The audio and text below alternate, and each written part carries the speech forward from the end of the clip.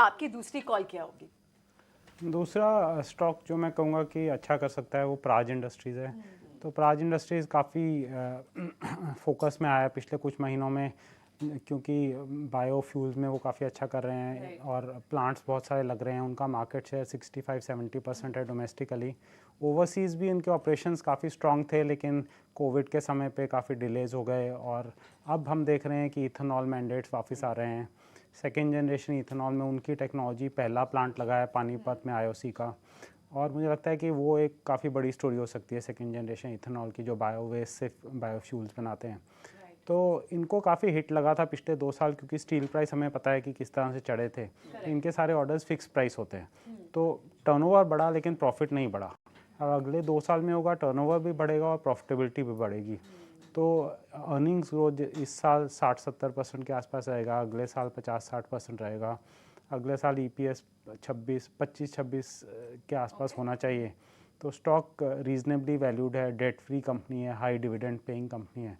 तो मुझे लगता है कि इसकी टेक्नोलॉजी को इतनी वैल्यू आज के दिन भी नहीं मिल रही जो मार्केट में जो मिलनी चाहिए। तो स्टॉक में मुझे लगता है अच्छा पोटेंशियल है। ये भी एक्चुअली जिस तरह से आप डीएनए चेंज की बात करें ना, प्राज जो एक शुगर काउंटर है लेकिन कैपिटल गुड्स में भी हम माना जाता है, क्योंकि वो भी अपना डीएनए चेंज कर रहा है। तो बहुत ही बेहतरीन आपने ये स्टॉक इनफैक्ट पिक किया। Absolutely a different category all together, casting and forging, और उसके बाद प्राज इंडस्ट्रीज। और अगर देखें ऑलमोस्ट डेट फ्री है कंपनी, जिस तरह से आपने बताया डोमेस्टिकली ग्लोबली भी कंपनी ने एक नया आयाम यहाँ पर छुआ है। हर तरफ अगर देखें तिमाही नतीजे भी अच्छे, और कैगर रिटर्न्स की भी अगर बात करें पिछले 5 सालों में almost 27% on a year basis CAGR returns company ने दिए हैं। तो एक पॉजिटिव स्टॉक यहाँ पर संदीप की तरफ से इस कड़ी में दूसरा शेयर आता हुआ।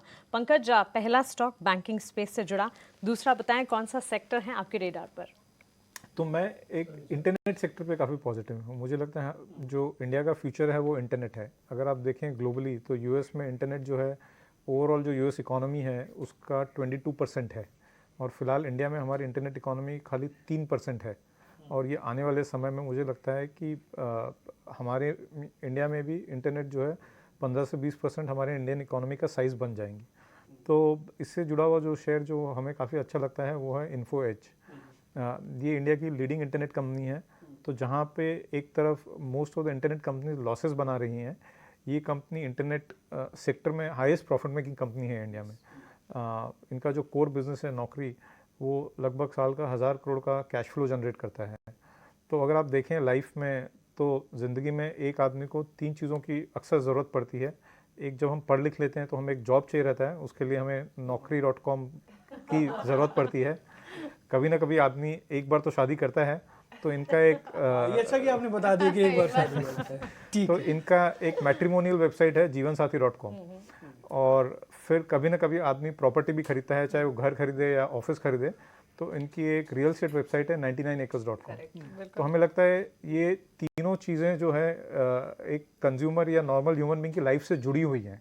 और अगर इंडिया में ग्रोथ होगी तो लोग इन तीनों चीज़ों का ज़्यादा उपयोग करेंगे, और ये कंपनी की ग्रोथ काफ़ी स्ट्रांग रहेगी आने वाले 5-10 सालों में। ये तो कंपनी के भी 3 इक्के ढूंढ लिए पंकज। हाँ, कंपनी के भी 3 इक्के ढूंढ लिए, और ये बेहतरीन शेयर है इन्फो एज, और चलता बहुत ज़ोर से है, बहुत बेहतरीन चलता है। तो उम्मीद करते हैं कि जो 2 शेयर हो गए हैं अब तक पंकज के, एक तो एसबीआई और दूसरा इन्फो एज, ये दोनों के दोनों आपके काम आने वाले हैं। वापस चलते हैं नीरज जी के पास। नीरज जी, आपने कैनरा बैंक तो बता दिया, आपकी लिस्ट में दूसरा शेयर ऐसा कौन सा है जो बेहतरीन बिल्कुल चलने को तैयार है?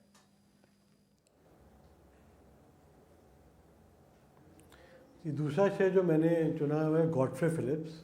ये इंडिया की सेकेंड लार्जेस्ट सिगरेट कंपनी है, जिसका 12.9% मार्केट शेयर है। एक्चुअली इन्होंने लास्ट 2-3 सालों में अपना मार्केट शेयर बढ़ाया है अभी रिसेंटली। तो इसको मुझे लगता है कि इसकी ग्रोथ मोमेंटम अच्छी चल रही है, बिकॉज के काफ़ी अच्छे नॉन ब्रांड्स हैं। ये एक मालब्रो के भी रीसेल करते हैं इंडिया में, जहाँ पे भी एक अच्छी ग्रोथ इनको देखने को मिल रही है। आई थिंक मेजर ग्रोथ इनकी वहाँ से भी आ रही है। और ये 88% डोमेस्टिकली है, बाकी इनका इंटरनेशनल बिजनेस भी है। अबाउट 20% जो ये इंटरनेशनल बिजनेस है, नई नई मार्केट्स में भी अपनी बिजनेस बढ़ा रहे हैं। और इसका अबाउट 15-20% बिजनेस एक रिटेल और कंज्यूमर से भी आता है। इसके 2 ब्रांड्स हैं, कलर बार और 24/7, जिसकी रिटेल और कंज्यूमर प्रेजेंस भी है। ये वहाँ पे भी इनको पीछे जो प्रॉब्लम चल रही थी कि इनका जो ग्रोथ थी वो तो आ रही थी, बट एक लॉसेस काफ़ी आ रहे थे रिटेल बिजनेस में, कंज्यूमर बिजनेस में। आई थिंक वो हमने रिसेंटली देखा है कि वहाँ पे लॉसेस कम हो रहे हैं और ग्रोथ अच्छी आ रही है। 24/7 में भी अच्छी इनकी ग्रोथ हो रही है। तो आगे चलते हुए इनका सिगरेट बिजनेस तो अच्छा चलेगा, वहाँ पे मार्केट शेयर अपना मेंटेन करेंगे, थोड़ा बढ़ाने की कोशिश कर रहे हैं, और इनका दूसरे बिजनेस से भी लॉस कम होगा तो वो भी प्रॉफिट की तरफ जाएगा।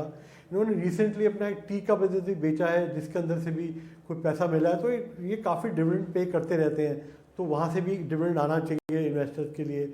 और उसके अलावा इनकी बहुत स्ट्रॉन्ग बैलेंस शीट है। आई थिंक 1100 करोड़ तो म्यूचुअल फंड में इन्वेस्टेड है, तो काफ़ी पार्ट तो मार्केट कैप का देखें तो एक म्यूचुअल फंड में इन्होंने एज कैश इन्वेस्ट किया हुआ है। एक वैल्यूशन वाइज अभी इतना अट्रैक्टिव इसलिए चल रहा है क्योंकि आई थिंक एक फैमिली का कोई फ्यूड चल रहा है, तो आई थिंक इसलिए वैल्यूशन आपको इतने अट्रैक्टिव मिल रही है, नॉर्मली इतनी अट्रैक्टिव वैल्यूशन पे नहीं मिलता है। तो आई थिंक इस अपॉर्चुनिटी का फायदा उठाना चाहिए एंड लॉन्ग टर्म के लिए एक अच्छा शेयर है। ठीक है, तो बिल्कुल तो ये दूसरी पिक रहेगी नीरज देवान की तरफ से गॉडफ्रे फिलिप्स। आज बहुत वैरायटी ऑफ शेयर्स हमारे पास आ रहे हैं, सिर्फ बैंक्स नहीं, देखिए डिफरेंट बीट से और डिफरेंट सेक्टर से आ रहे हैं। आप संदीप से समझते हैं, प्राज